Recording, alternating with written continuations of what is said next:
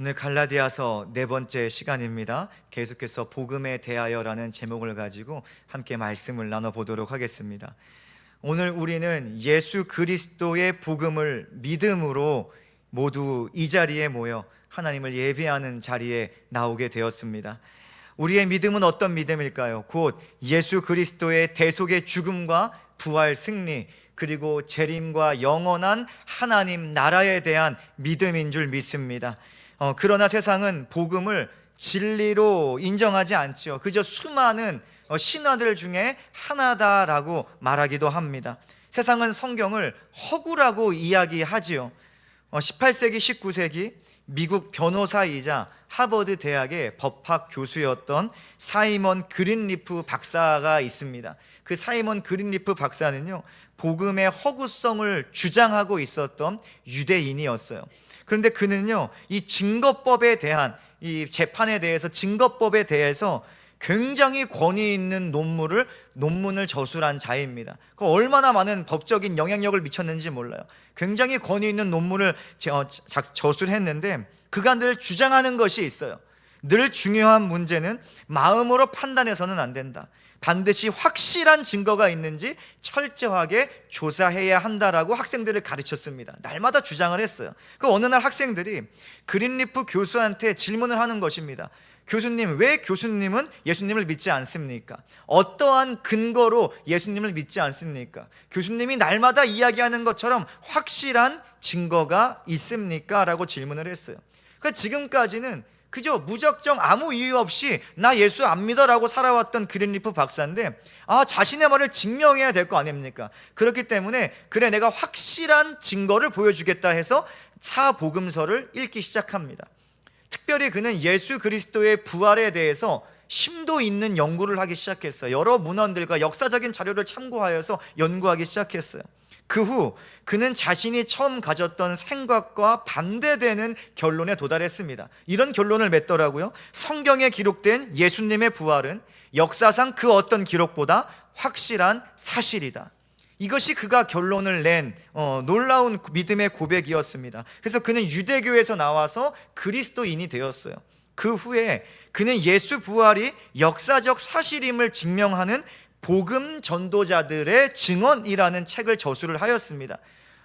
이 책에 대해서 혹시나 필요하신 분은 언제나 출처를 제가 카톡으로 드릴 수 있어요. 근데 단 영문으로 되어 있어서 아직 번역이 안 돼서 필요하신 분들은 언제든 말씀하시면 전달해 드리겠습니다. 어쨌든 복음 전도자들의 증언이라는 책을 저술했죠. 특별히 그는 예수 부활에 대한 8가지의 증거들을 제시하면서 복음이 분명한 역사적 사실인 것을 드러냈습니다. 그래서 오늘은 이것을 이렇게만 소개하고 복음학교 때, 우리 지금 진행되고 있는 복음학교 때 부활 강의 시간에 이 사람이 증언했던 8가지 증거들을 간단히 나누는 시간을 갖도록 하겠습니다. 오늘 우리가 믿는 이 복음이라는 것은요, 절대로 사람이 상상해서 지어낸 이야기가 아닙니다. 부활은 역사적 사실이라는 것입니다. 그래서요, 예수 그리스도의 복음을 믿는 우리는 부활의 첫 열매 되신 예수 그리스도를 따라 영광스러운 부활에 참여하게 될 줄 믿습니다. 우리는 그 부활이 그냥 허구가 아니라 정말 예수님께서 먼저 부활하셨듯이 첫 열매가 되어주셨듯이 우리도 마지막 날에 예수님과 같이 영광스러운 몸을 입게 될 것이라는 것입니다. 이 거룩한 부활의 소망이 우리 가운데 믿어질 수 있기를 예수님의 이름으로 축복합니다. 오늘도 주어진 본문을 통해서 선포되는 복음이요, 우리를 마지막 날에 살리는 생명의 말씀으로 믿어지고 고백되는 시간 될 수 있기를 예수님의 이름으로 축복합니다. 이 복음에 대해서 계속해서 다루고 있는데 오늘 다룰 첫 번째는 복음은 완전한 구원의 소식이라는 것입니다. 완전하다는 것은요, 더하거나 뺄 것이 없다는 거예요. 온전하다는 것입니다. 퍼펙트하다는 것이죠. 여러분, 복음은 완전한 구원의 소식인 줄 믿습니다. 갈라디아서 1장과 2장 사이를 보면 시간적인 간격이 존재를 하죠. 1절을 한번 볼까요? 14년 후에 내가 바나바와 함께 디도를 데리고 다시 예루살렘에 올라갔나니. 여기서 오늘 주제와는 조금 벗어나지만 이 14년이라는 시간에 대해서 두 가지 관점을 간략하게 소개해드리고 넘어가려고 합니다. 첫째는 이 다메섹으로 향하는 길에서 사도 바울이 부활하신 주님을 만나서 회심하지 않습니까? 그 길에서 회심한 때로부터 14년이라고 보는 그룹들이 있습니다. 그렇다면 이 회심 후 바울이 예루살렘을 여러 번 방문했는데 두 번째 방문에 해당하면서 사도행전 11장과 오늘 갈라디아서 2장이 이어지게 됩니다. 그리고 이 관점으로 보면요, 이 본문은 1차 복음전도 여행을 떠나기 전 시점에 해당하게 되죠. 그래서 오늘 함께 방문했던 디도가요, 언제 전도되었는가? 바울이 안디옥에서도 활동을 하고 이 길리기아 지방에서도 활동하지 않습니까? 그래서요, 그때 디도가 복음을 듣고 예수님께 돌아왔구나, 이렇게 추측해 볼 수 있는 거예요. 두 번째는 회심 후 첫 번째 예루살렘을 방문을 합니다. 그것이 갈라디아서 1장 18절에 나와 있어요. 그로부터 14년 후로 보는 그룹이 있습니다. 그렇다면 이 회심 후 세 번째 예루살렘 방문이었던 이 사도행전 15장의 본문과 갈라디아서 2장의 본문이 이어지게 되는 것이죠. 시점에 따라서 상당히 좀 다릅니다. 이 관점으로 보면 1차 복음전도 여행 후의 시점이 되는 거예요. 그래서 디도가 길리기아 지방에서 전도되었을 수도 있고 안디옥에서 전도가 되었을 수도 있고 1차 복음 전도지였던 갈라디아에서 전도가 될 수도 있었다는 확장이 되는 거죠. 그러니까 이런 관점들이 있습니다. 그런데 오늘은 이런 관점에 대해서 소개만 해드리고 정확하게 정하지는 않고 넘어가려고 해요. 왜냐하면요, 이 관점을 정하는 것보다 중요한 것이 있습니다. 뭐가 더 중요한가? 디도가 동행했다는 사실이 너무나 중요해요. 디도가 동행했다. 디도가 누구입니까? 바울로부터 복음을 듣고 회심한 이방인 그리스도인이었어요. 이방인 그리스도인. 그래서 디도서 1장 4절을 보면 바울이 디도를 이렇게 소개하더라고요. 같은 믿음을 따라 나의 참 아들 된 디도. 같은 믿음이 무엇입니까? 예수 그리스도의 복음을 향한 믿음입니다. 예수 그리스도 안에서 나의 참 아들 되었다는 것은 바울을 통해서 디도가 복음을 듣고 영접했다는 거예요. 그래서 이후에 이 디도는요, 얼마나 헌신된 사람이 됐는지 바울이 믿고 사역을 맡길 정도로 헌신된 사람이 되어서 그레데 섬의 교회의 지도자로 사역을 하게 됩니다. 우리가 바울과 함께 예루살렘에 방문한 이 디도에게 주목해야 하는 이유가 무엇이냐? 그가 이방인 그리스도인의 살아있는 사례였기 때문에 그렇습니다. 살아있는 사례. 당시 유대인 그리스도인들은 너나 할 거 없이 아무나 전도를 했을까요? 전혀 그렇지 않아요. 유대인 그리스도인들은 거의 대부분 유대인에게만 전도했습니다. 유대인에게만 복음을 전해요. 이방인들은 잘 쳐다보지도 않습니다. 그러니까 유대인 그리스도인들은 유대인들만 전도를 하는데 바울은 달랐죠. 하나님께서 바울을 이방인에게 복음을 전하는 그릇으로 택하여 부르셨다는 거예요. 사도행전을 보니까 주께서 이르시되 가라, 이 사람은 내 이름을 이방인과 임금들과 이스라엘 자손들에게 전하기 위하여 택한 나의 그릇이다. 하나님께서 분명 이 바울을 누구를 향해 보내셨어요? 이방인들을 향해 보내셨어요. 유대인들과는 달라요. 유대인 그리스도인들은 자기 민족에게만 복음을 전하는데 바울은 유대인이면서도 이방인을 향해서 본격적으로 복음을 전하기 시작했다는 거예요. 그렇기에 디도는 예수 그리스도의 복음이 단지 유대인만을 위한 복음이 아니라, 유대인만을 위한 구원의 소식이 아니라 이방인에게도 역사하는 은혜였다는 증거가 되어준다는 거예요. 그 얼마나 귀중합니까? 더 나아가 사람이 율법의 행위가 아니라 오직 믿음으로만 의롭다함을 얻는다는 확실한 증거가 바로 디도였어요. 디도를 동행하는 것입니다. 디도가 이방인이라고 말했잖아요. 그가요, 평생 율법의 율자도 모르고 살아가는 사람이었습니다. 율법과는 상관이 없는 거예요. 유대인이 아니기 때문에. 그런데 오직 예수 그리스도를 믿음으로 구원받은 그리스도인이 되었기 때문에 그와 함께 동행한다는 것은 율법을 말미암아 구원받는 것이 아니라 이 사람을 봐라, 믿음으로 말미암아 구원받는 거야, 이렇게 나타나는 증거가 되어준다는 것이죠. 그런데 여전히 유대인 그리스도인들 중에는 예수 그리스도의 복음을 자꾸 다른 복음으로 변질시키려는 자들이 있었다는 것입니다. 우리가 갈라디아서 첫 번째 시간에 다뤘지요. 거짓으로 가르치는, 잘못된 복음을 가르치는 자들이 갈라디아 교회 안에 스며들어 왔어요. 오늘 본문 4절에서 사도 바울은 그들을 거짓 형제다라고 부르고 있습니다. 그들은 예수 그리스도를 믿는 것만으로는 부족하다라고 가르쳤어요. 그래서 반드시 믿고 할례를 받아야지만, 율법적인 할례를 치러야지만 구원을 받을 수 있다라고 가르쳤습니다. 그 외에도 여러 율법들을 지켜야지 구원받을 수 있다라고 가르쳤어요. 그러나 바울은 할례를 강조하는 거짓 형제들의 주장을 완전하게 경계하고 거부했습니다. 그는 앞서 1장 7절에서 그들이 주장하는 복음을 다른 복음이라고 비판했어요. 다시 말해서 가짜 복음이라는 거예요. 우리 그 말씀 기억나세요? 1장 7절 말씀, 다른 복음은 없나니라고 선포하지 않습니까? 강력하게 비판하는 거예요. 그들을 복음을 뒤집으려는 자들이라고 비판했어요. 복음을 뒤집어서 복음이 복음되지 못하게 망치는 자들이라고 비판했다는 것입니다. 그래서 바울은요, 구원은 할례의 여부와 상관없이 오직 복음을 믿음으로 받는 것임을 가르치기 위해서, 그걸 증명하기 위해서 디도에게 할례를 행하지 않았습니다.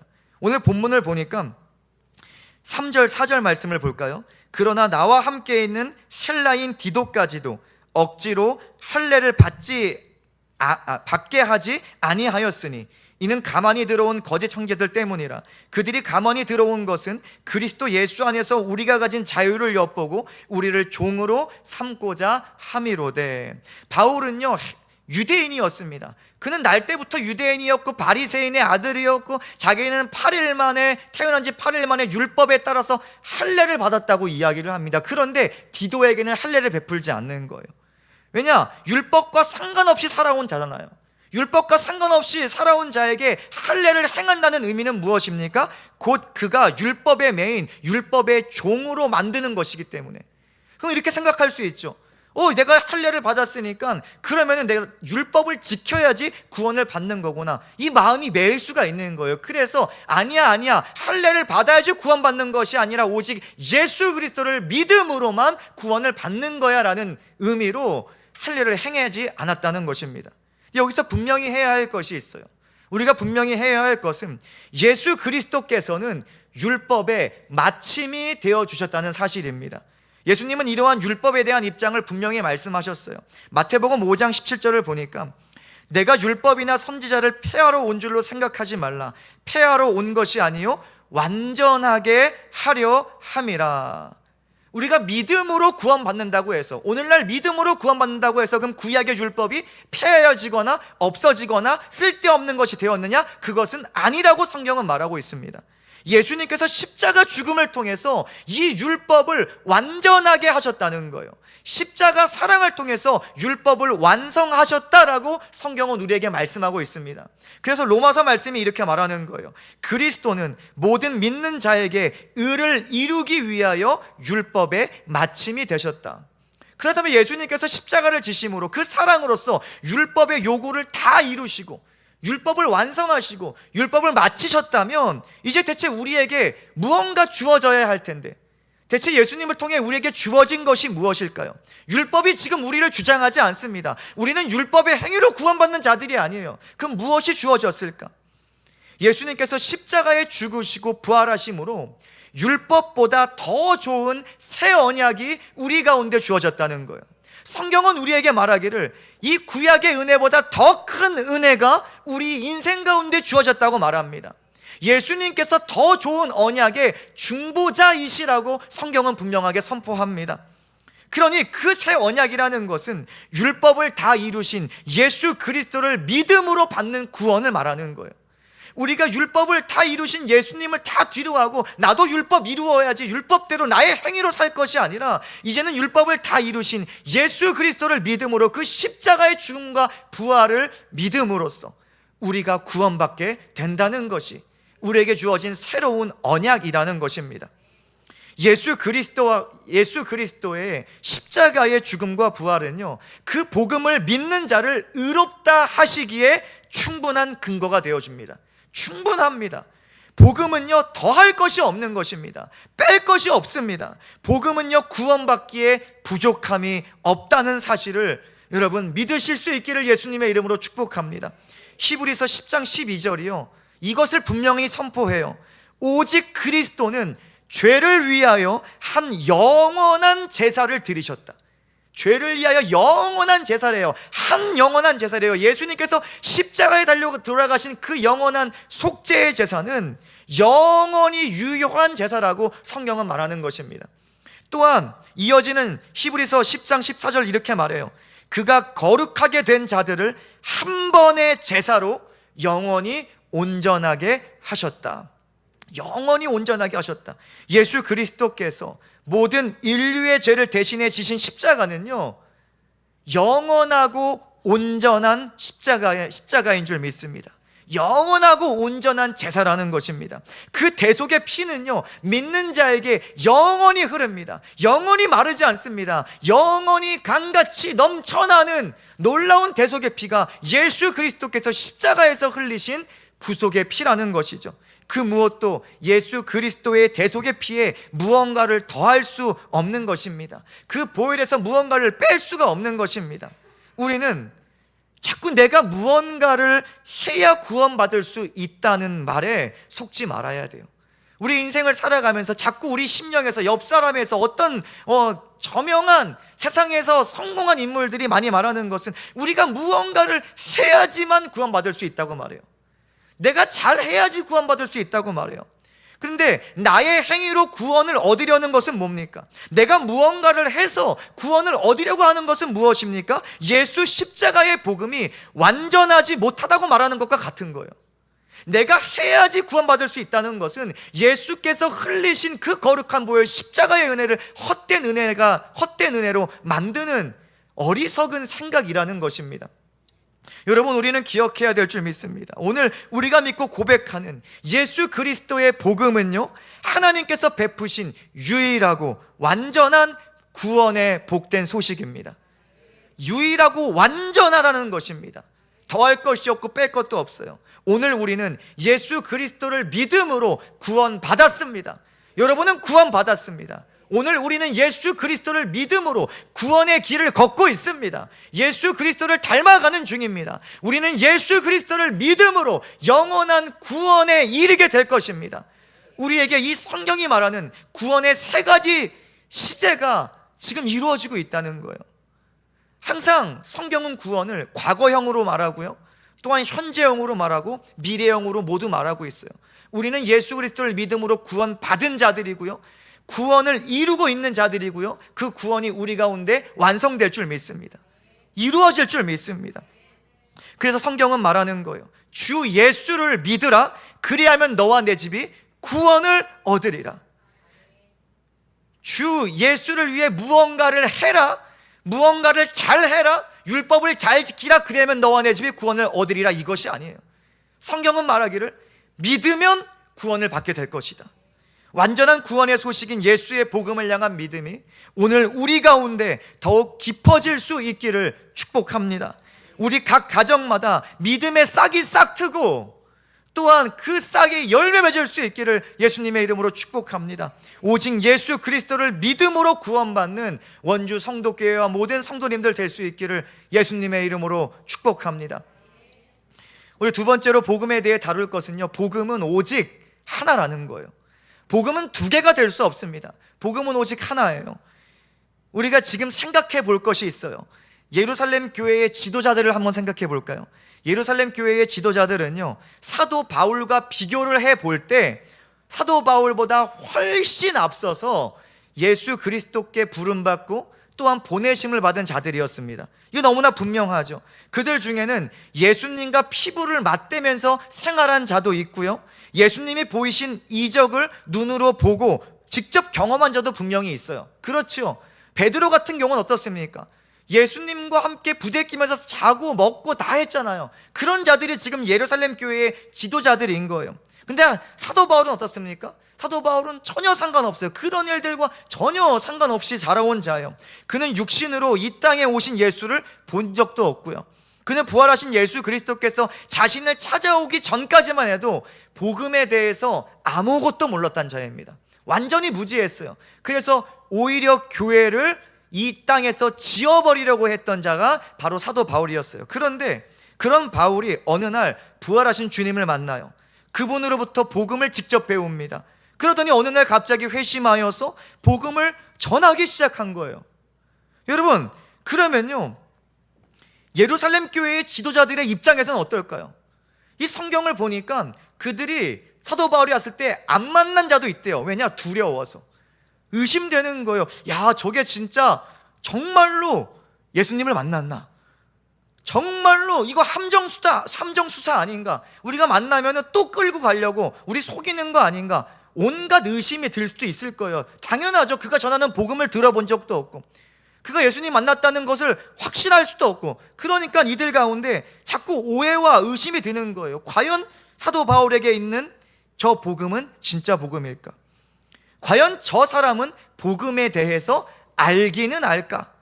얼마만큼 복음을 알고 있을까? 예루살렘 교회의 지도자들이 너무나 궁금했어요. 오해했고요, 의심이 찾아오죠. 이런 예루살렘 교회의 지도자들에게 드디어 바울이 전하는 복음을 바울에게서 직접 확인할 수 있는 기회가 주어졌다는 것입니다. 그런데 확실히 짚고 넘어갈 것은, 이 기회는 의심을 해소하기 위해서 이 예루살렘 교회의 지도자들이 권위가 있으니까, 야 바울, 우리한테 와서 그 복음 확인받아봐, 이렇게 편지 써서 부른 것이 아니라는 거예요. 사람이 만든 자리가 아니라 하나님께서 베푸신 은혜의 자리였어요. 그러니 전적으로 하나님의 뜻에 의해서 주어진 자리였다는 거예요. 오늘 본문 2절을 보니까 계시를 따라 올라가 내가 이방 가운데서 전하는 복음을 그들에게 제시하되, 뭐라고 되어 있어요? 무엇을 따라왔어요? 계시를 따라왔다는 거예요. 하나님께서 바울을 그 가운데 인도하셨다는 것입니다. 바울은 하나님의 인도를 따라, 하나님의 말씀을 따라 사도들을 만나러 온 거예요. 교회의 유력한 자들을 만나러 온 것입니다. 그 하나님께서 바울을 예루살렘으로 인도하신 것이죠. 또한 바울에게 자신이 주님으로부터 직접 받은 복음을요, 예루살렘 교회의 유력한 자들에게 개인적으로 전할 수 있는 기회가 주어졌다는 것입니다. 하나님께서 만든 자리였어요. 이 장면에서 오해하지 말 것은, 예루살렘 교회의 지도자들에게 바울이 복음을 제시했다고 말하고 있지 않습니까? 제시했다는 것은 선포했다는 거예요. 그것은요, 자신이 전하던 복음을 그들에게 검사받아서 수정하거나 보완하기 위함이 절대로 아니었습니다. 바울은 이미 자신에게 있는 복음이 확실하고 온전한 복음임을 믿고 있었어요. 더하거나 뺄 것이 없는 복음임을 알고 있었습니다. 왜냐? 자신도 부활하신 주님을 만났고 그 주님으로부터 복음을 배웠기 때문에 그가 확신하고 있었습니다. 검사받으러 온 게 절대로 아니라는 거예요. 그렇다면 왜 바울은 예루살렘 교회의 지도자들과 개인적인 만남을 가지면서까지 자신이 전하는 복음을 제시했을까요? 왜 선포했을까? 그것은 자신과 그들에게 있던 복음이요, 같은 복음임을 확인할 필요가 있었기 때문입니다. 자신이 전하는 복음이나 베드로나 다른 사도들이 전하는 복음이 같은 복음이라는 이 확인 절차가 필요했다는 것입니다. 쉽게 말해서 바울이 전하는 복음에 대해 궁금증이 있었던 이 권위 있는 자들에게 복음을 제시함으로써, 선포함으로써 복음의 동질성을 확인할 필요가 있었다는 거예요. 그 목적이 무엇일까요? 그래서 바울을 향한 불필요한 오해들을 종식시키는 거예요.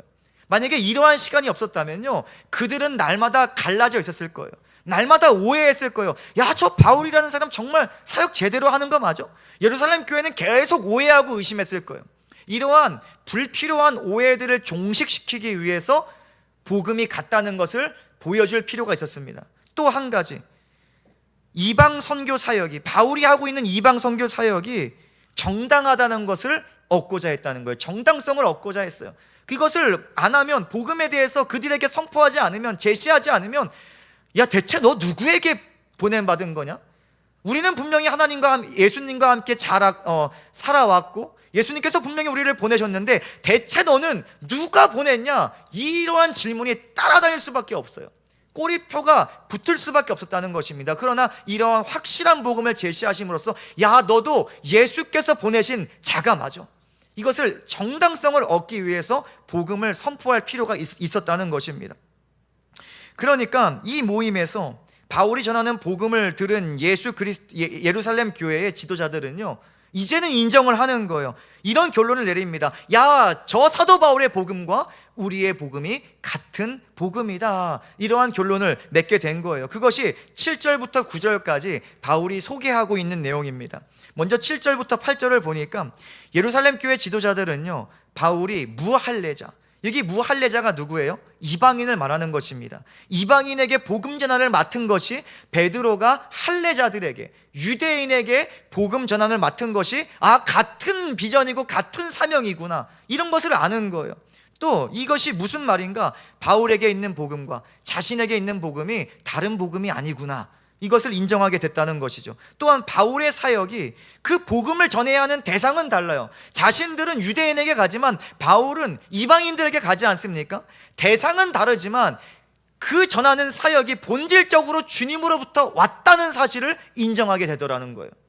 그래서요, 9절을 보니까 예루살렘 교회의 기둥 같은 자들은요, 바울과 친교의 악수를 해요. 우리 세상에서도 어떠한 합의점에 이르면 악수하지 않습니까? 마찬가지로 이 베드로가 인정을 하니까, 그래, 너는 예수님께서 세우신 이방인을 위한 사도야, 악수하는 거예요. 인정해 주는 것입니다. 갈라디아서 2장 9절을 볼까요? 또 기둥같이 여기는 야고보와 게바와 요한도 내게 주신 은혜를 알므로 나와 바나바에게 친교의 악수를 하였으니 우리는 이방인에게로 그들은 할례자에게로 가게 하려 함이라. 여기까지는 우리 이 본문을 설명해 드렸고요. 이제부터 중요합니다. 이로 보건대 이 모든 정황으로 보건대 유대인에게 전하는 복음이나 헬라인 이방인에게 전하는 복음이나 다르지 않다는 거예요. 그 복음은 같은 복음이라는 것입니다. 복음은요, 모든 문화와 인종과 관습과 전통과 시대 등을 초월하여 역사하는 하나님의 능력이라는 것입니다. 일본에 전하는 복음이나 중국에 전하는 복음이나 다른 복음이 아니에요. 이 나라는 복음, 이 사람을 이렇게 바꿔서 전하고 저 나라는 저렇게 바꿔서 전하는 것이 아니라 동일한 복음이 모든 나라 가운데, 모든 시대 가운데, 모든 민족 가운데 선포된다는 것입니다. 왜 그렇습니까?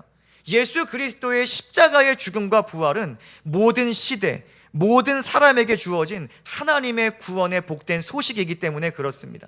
모든 시대를 초월하여 주어진 하나님의 은혜의 소식이기 때문에 그렇습니다. 또한 복음은 결코 하나일 수밖에 없습니다. 왜냐? 모든 사람을 죄에서 구원하시기 위해 육신을 입고 이 땅에 오신 하나님의 아들은 한 분이시기 때문이에요. 예수님은 한 분이시기 때문입니다.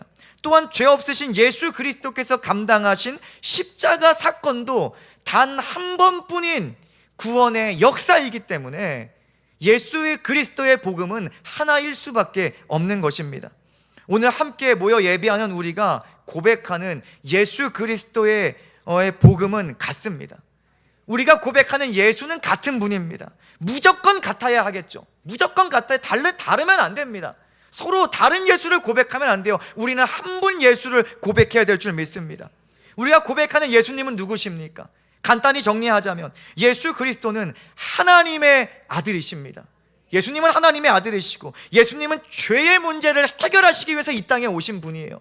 세상은 오해합니다. 많은 그리스도인들이 오해하는 것은 예수님께서 이 땅의 문제를 위해서, 육신의 문제를 위해서 이 땅에 오셔서 예수 믿으면 뭐 도깨비 방망이 휘두르는 것처럼 램프를 문질러서 내 소원을 들여주는 요정을 만날 수 있는 것처럼 자꾸만 예수님을 오해하지만, 우리가 고백하는 예수님은 육신의 문제를 위해 오신 분이 아니라 우리의 영의 문제를 해결하시기 위해서 이 땅에 오신 분입니다. 예수님은 죄의 문제를 해결하시기 위해서 이 땅에 오셨다는 것입니다. 그래서 그분께서 말씀하시기를 양으로 생명을 얻게 하고 풍성히 얻게 하려 함이라. 생명의 문제 때문에 이 땅에 오신 분이 우리 주님이신 예수 그리스도이시라는 것이죠. 그렇게 예수 그리스도께서 하신 일이 무엇이에요? 모든 사람의 죄를 자신의 죄 없는 생명값으로 대신 담당하셨지요. 그 모든 것을 담당하신 하나님의 어린 양이시라는 거예요. 또한 사흘 만에 죽음에서 다시 살아나셔서 죄와 사망의 권세를 향해 완전한 승리를 선포하신 부활의 첫 열매가 바로 우리가 고백하고 있는 예수 그리스도이십니다. 우리는 어떤 예수님을 고백하고 있습니까? 지금 다룬 이 예수 그리스도를 우리가 믿고 고백하는 것입니다.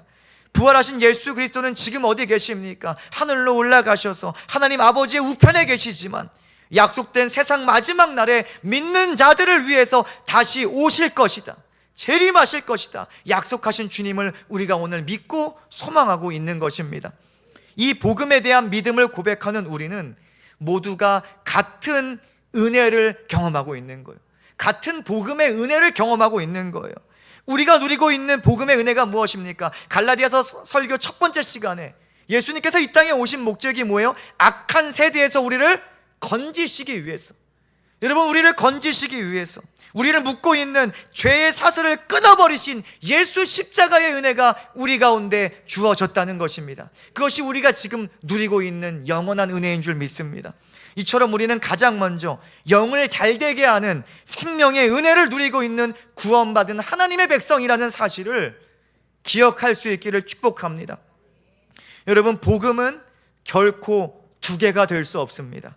구원의 길은 결코 다양할 수가 없습니다. 그것은 주는 한 분이시기 때문입니다.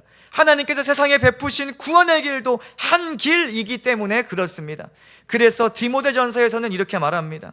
하나님은 한 분이시요 또 하나님과 사람 사이의 중보자도 한 분이시니 곧 사람이신 그리스도 예수시라. 하나님은 한 분이시고 그분께서 보내신 유일한 생명의 길, 구원의 길도 중보자도 한 분이시라고 말하고 있어요. 오늘 우리가 믿는 복음은 우리가 신약 성경에서 마주하는 베드로가 전한 복음과 같습니다. 우리가 믿고 고백하는 이 복음은요, 사도 바울이 서신서에서 고백한 그 예수 그리스도의 복음과 같습니다. 또한 우리가 앞으로 다음 세대들에게 흘려보내야 할, 가르쳐야 할 복음도 예수 그리스도의 복음입니다. 우리가 날마다 끝까지 붙들어야 하는 복음은 예수 그리스도의 복음밖에 없다는 것입니다. 이번 한 주도 우리는 각자 다른 삶의 모양을 가지고 살아갈 거예요. 삶의 영역이 다 다르잖아요. 직업이 다 다르잖아요. 그 모양은 다를 거예요. 그러나 우리가 속한 곳은 같아야 합니다. 우리가 속해야 하는 곳은 같아야 돼요. 우리가 잘하는 찬양이 뭐가 있어요? 우리 거할 처소는 주님 품일세. 우리가 말마다 고백하지 않습니까? 우리는 살아가는 방식은 모양은 다를 수 있어요. 영역은 다를 수 있어요. 그러나 우리는 거해야 할 곳이 같아야 합니다. 바로 예수 그리스도 안입니다. 이번 한 주도 우리가 살아가야 할 곳은 예수 안임을 기억할 수 있기를 축복합니다. 또한 이제는 우리의 생활 방식이 달라졌어요. 이전에는 우리가 육신을 따라 살아갔지만 지금은 달라졌습니다. 우리의 삶의 방식이 같아야 할 줄 믿습니다. 바로 우리는 이번 한 주도 성령을 따라 살아가야 하는 것입니다. 우리가 같은 복음 안에서 같은 복음의 은혜를 누리는 교회의 성도요, 하나님의 자녀로 이번 한 주도 세상에서 승리할 수 있기를 예수님의 이름으로 축복합니다. 말씀을 정리합니다. 오늘 우리가 이 원주 성도 교회로 모여서 하나님을 예배할 수 있는 근거가 있는데 하나밖에 없어요. 오직 한 가지밖에 없습니다. 예수 그리스도의 복음뿐입니다. 우리가 이 자리에 나올 수 있는 이유는 예수께서 우리를 위해서, 우리를 대신해서 십자가에서 거룩한 보배로운 피를 흘리셨기 때문에 우리는 예수 피를 의지하여서 이 자리에 나올 수가 있는 것입니다. 예수가 아니면 사실 우리가 만날 일이 없지요. 우리는 평생 모르고 살았을 거예요. 그러나 성경이 말합니다. 예수의 피가 우리를 가깝게 했다. 예수의 피가 우리를 하나 되게 했다.